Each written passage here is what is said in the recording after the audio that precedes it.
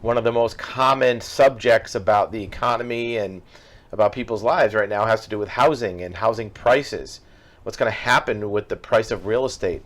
And we're going to talk specifically in this video about single family homes, not apartments or multifamilies or condos, single family homes, and what's going to happen to the values and prices of single family homes. Obviously, there's a instinct or theory that they're going to crash, right? Because they went up too much and now they're going to go down, or because of interest rates went up and now they're going to go down. Some of this comes from a recent memory of about 15 years ago of the 2008 housing crash. And that's obviously something that is on everybody's mind. But here's the problem. If the only reason that you think that the housing prices are going to crash is because it happened before, that may not be a reason by itself. Housing prices still might crash, but let's look at the reasons why they might or why they might not. In 2008, housing prices crashed because people had houses that they did not want or couldn't afford, and the housing prices crashed.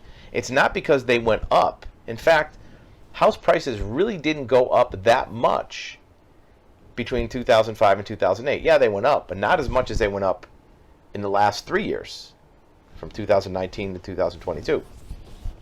Housing prices crashed in 2008 and 2009 because there were people who couldn't afford or didn't need the house that they already had. A lot of people bought 3 or 4 houses because there were lending policies that gave everybody a mortgage that asked for one, right?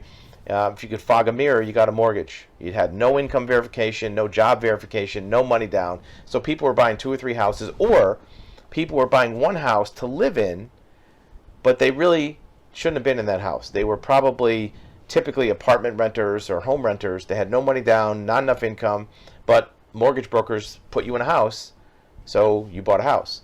That's not the case today. People are not in houses that they don't need or can't afford or they don't want.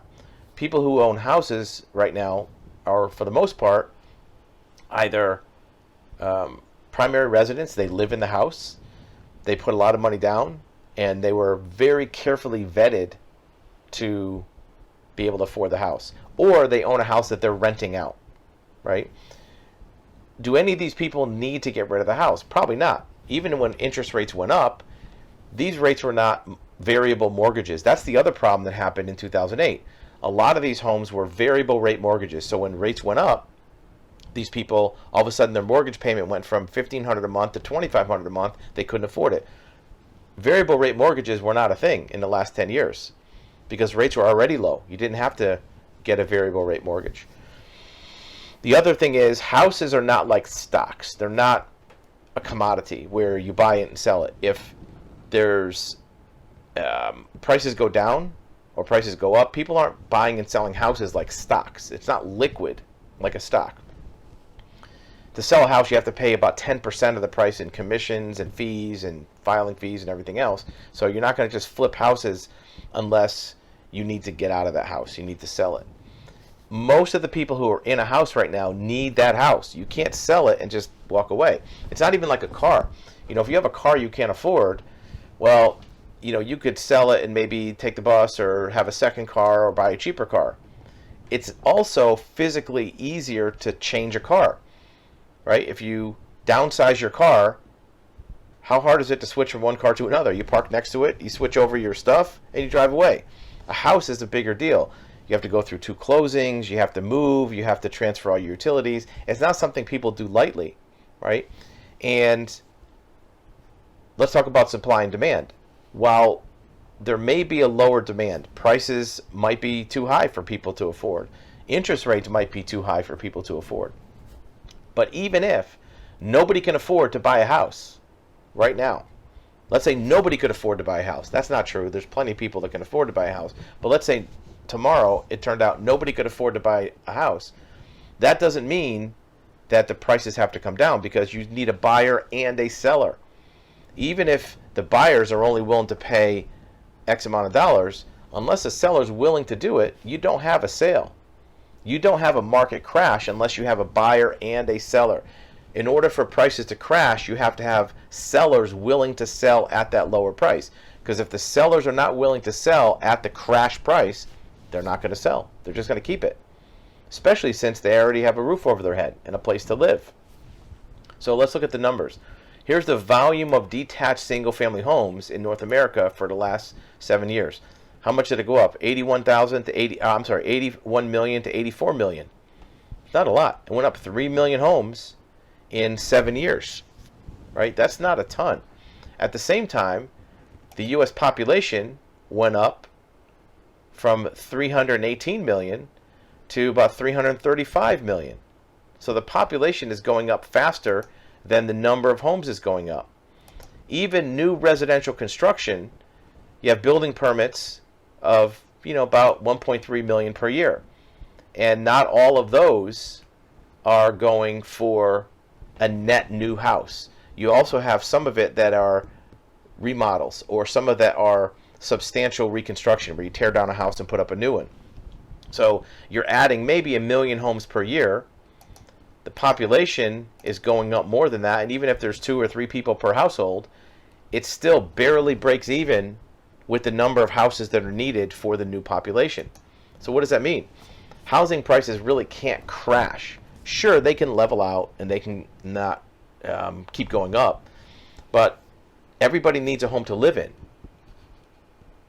So the fact that all these houses are needed means that nobody's going to sell it unless they have to. And what are the reasons somebody would need to get rid of a house? Maybe the person died. Maybe they're looking to get another house and they already bought something. But it's not like stocks, which nobody really needs, and they just sell it to get the money. When you sell a stock, you're not any worse off in life, right? You now have cash. If you sell an extra car, you're not in any worse off shape because you can buy a cheaper car. Selling a house is only viable if you don't need the house.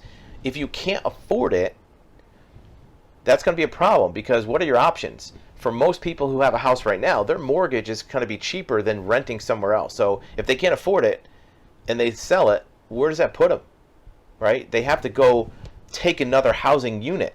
So it's like musical chairs.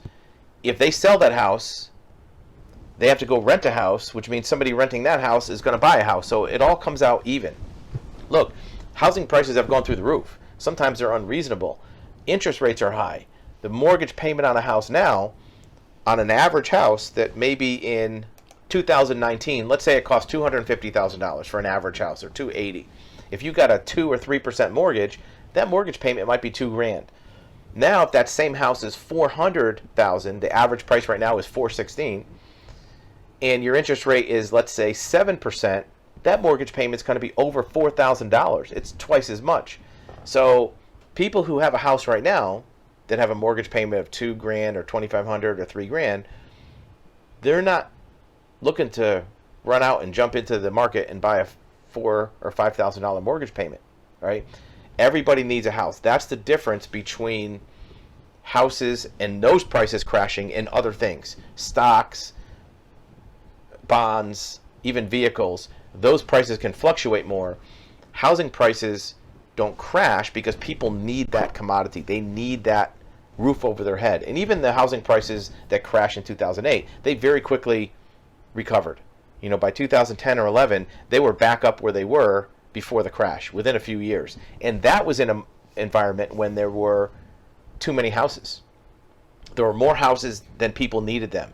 They were building houses left and right. People were buying 3 or 4 houses. People had extra houses. So when they sold that extra house or foreclosed on that extra house, they really didn't lose anything because they still had a roof over their head. Or if they went from an apartment to a house they really didn't deserve to have or couldn't afford, when they got foreclosed, they went back to an apartment. So the single-family home market was oversaturated. Now that's not the case. The estimate now is that there's 5 million fewer homes than there are people that need them.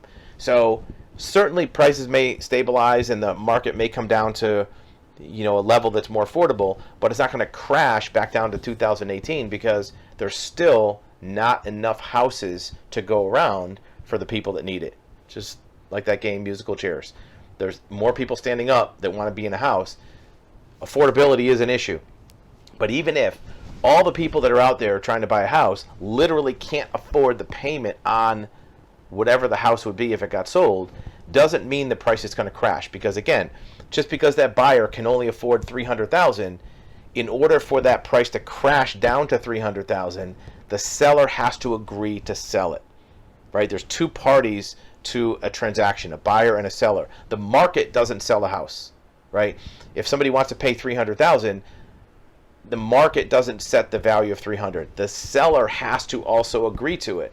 The question is, in 84 million homes, single-family homes, how many of those sellers are going to agree to sell it for a crashed price? Most of those people, most of those 84 million people who would make that decision are just fine where they are. They didn't overpay. They have a reasonable mortgage they can afford. They have equity in their house. They're not looking to go anywhere. They're not in desperate financial shape. So unless 84 million people need to desperately sell their house, or even a high percentage of them, you're not going to have a crash. You will have a stabilization. But when there's 300 million people in the country, 330 million, and you only have 84 million homes, that's going to put upward pressure on the price. As much as anybody looking to buy a house would want to see those prices crash down, we all would, it needs a buyer and a seller in order for a price crash to happen. So the punchline is, sellers need to agree to a crash too. Buyers aren't the only ones that affect the price. Sellers need to agree and acknowledge the crashed housing prices. If sellers don't agree to the crash does not happen.